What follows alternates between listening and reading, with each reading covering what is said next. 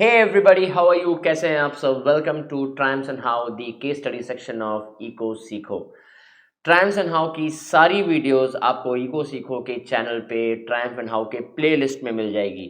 Triumphs and how में we discuss the case studies of all the successful and unsuccessful brands.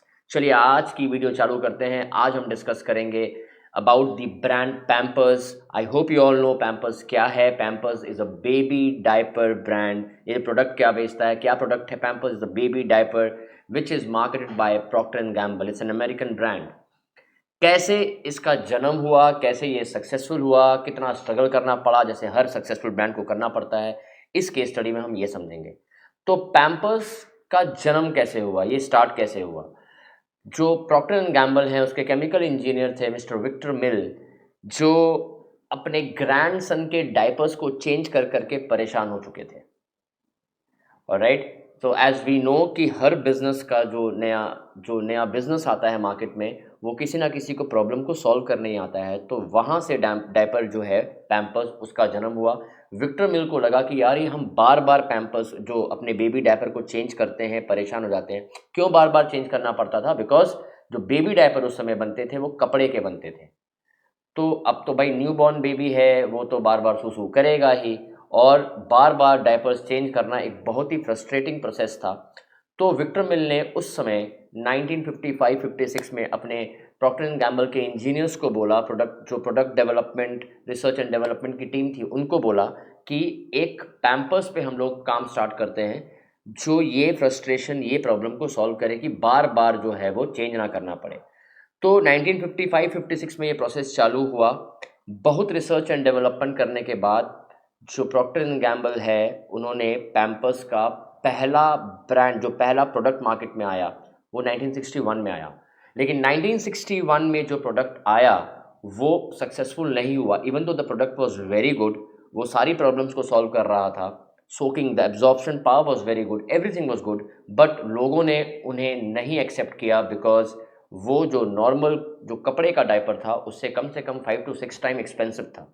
और वो एक ऐसा टाइम था जब पूरे यूएस में सिर्फ 1% पॉपुलेशन, मतलब बेबी डायपर्स जितने लोग यूज़ करते थे उसमें से सिर्फ 1% लोग ही जो ब्रांडेड या कोई हाई टेक्नोलॉजी के डायपर्स यूज़ करते थे। अदरवाइज सारे जो है वो कपड़े के डायपर्स ही यूज़ करते थे। तो मार्केट बहुत बड़ी थी, राइट।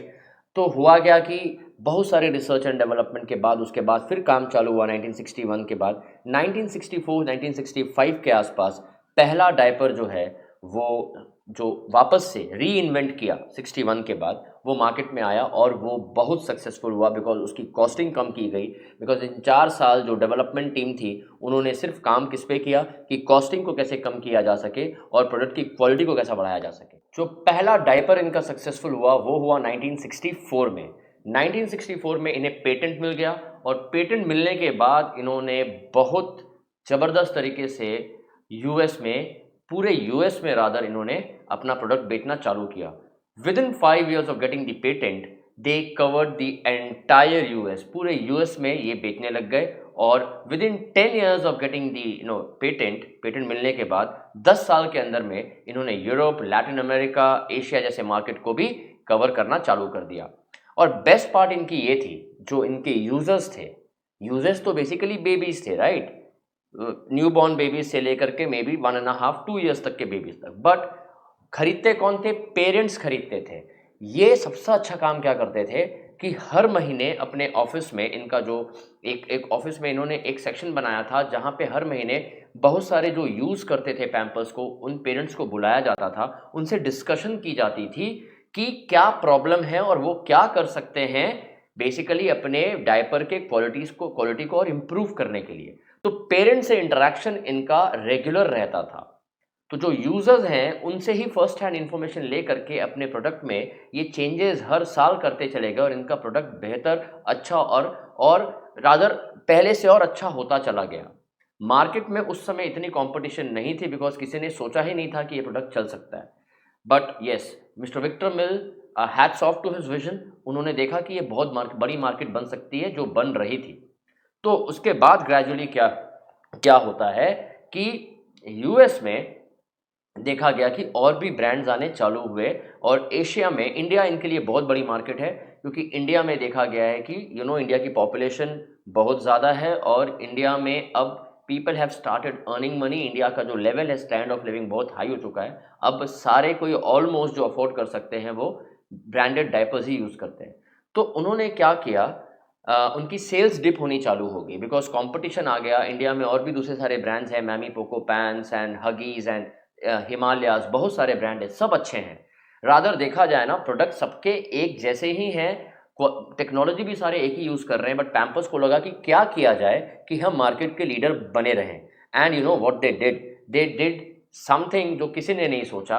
इन्होंने जैसे मैंने बताया कि हर महीने पेरेंट्स से इंटरेक्ट करते थे, तो इनको एक इनपुट मिला जो मैक्सिमम, जो मेजॉरिटी पेरेंट्स ये इनपुट दे रहे थे कि बच्चा जब वो बड़ा करते हैं, राइट, बच्चे की परवरिश जब होती है तो उनके दिमाग में जो सबसे बड़ा थ्रेट होता है वो 1.5-2 ईयर्स तक, जब तक बच्चा ना हो जाए, वो सोने से पहले डरते हैं कि बेबी रात को उठ जाएगा तो भाई नींद खराब हो जाएगी। नींद पूरी नहीं होती है पेरेंट्स की।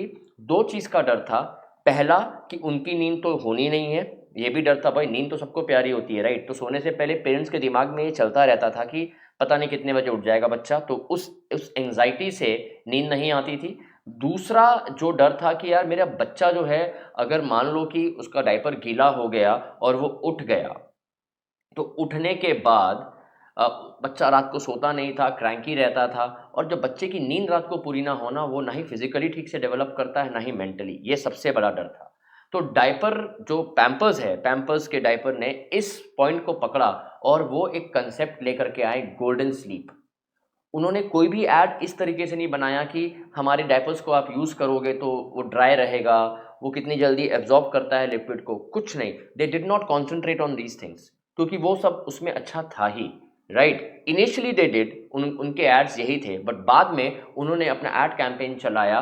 किस पे चलाया एड कैंपेन? गोल्डन स्लीप पे। उन्होंने एड पे क्या दिखाया कि जो पैम्पर्स यूज़ करेगा वो बच्चा रात भर आराम से सोएगा, और आराम से सोने से पेरेंट भी अगले दिन खुश रहेगा, बच्चा भी खुश रहेगा, और जो है जो पेरेंट के दिमाग में ये डर रहता है वो चला जाएगा।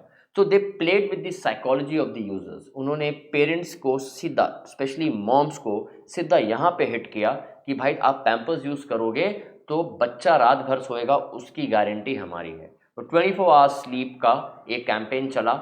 यूनिसेफ के साथ मिलकर उन्होंने और भी बहुत सारे प्रोग्राम्स किए, है ना, जिसमें बहुत सारे मदर्स को, बेबीज़ को उन्होंने care treatment the free of cost में, राइट। तो बेसिकली ये एक, इन्होंने अपना ब्रांड को एक ऐसा ब्रांड बना दिया कि मदर्स को लगता था कि अब मदर्स को क्या लगने लगा कि वो पैम्पर्स नहीं ले रहे हैं, वो एक ऐसा प्रोडक्ट खरीद रहे हैं जो उनके बच्चे को रात भर सोने देगा। सो यहाँ पे ये किया जब, तो वो बहुत बड़े मार्जिन से आगे बढ़ गई उनकी सेल्स। और as far as I know, उनको टच करने वाला आज के डेट में ब्रांड कोई नहीं, आई वोंट से कोई नहीं है, बट वो काफ़ी बड़े मार्जिन से वो लीड कर रहे हैं। अगर डेटा की माने तो पैम्पर्स का global market share in baby diapers is 30%। I repeat 30%, which is huge. बहुत बड़ा मार्केट शेयर ये लेके बैठे हुए हैं। वेल, ये इतना बड़ा ब्रांड बना कैसे? मैंने शॉर्ट पे तो आपको बता दिया कि इतना बड़ा ये इन्होंने क्या क्या किया। दो चीज़ों पे फोकस किया। क्या सीखते हैं हम इससे?